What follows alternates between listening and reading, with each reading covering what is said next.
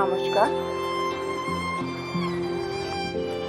নিজে যতটা খারাপ অবস্থানে থাকবেন ততটা ভালো আছেন নিজেকে প্রেজেন্ট করবেন।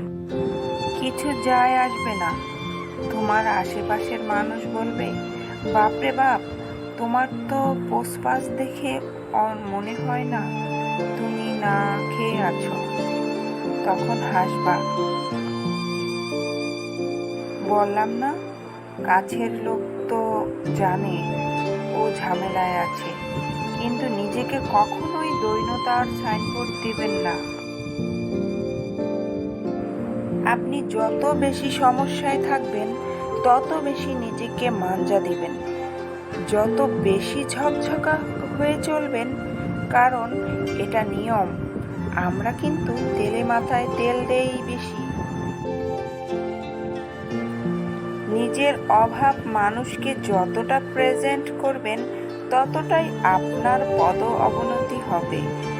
মানুষ গুরুত্বহীনতার কাতারে ফেলে দেবে আপনাকে।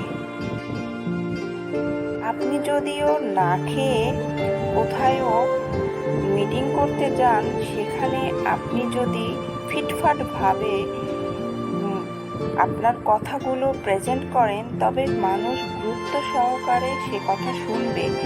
আর যদি আপনার অভাব তুলে ধরেন, তবে কেউ সেটা শুনবে না, আপনার গুরুত্বই থাকবে না সেখানে।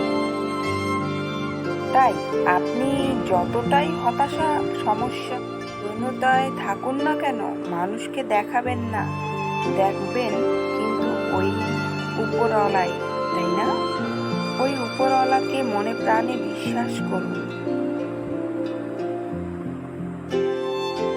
একদিন সকল কষ্ট থেকে আপনাকে দূর করবে। ধন্যবাদ।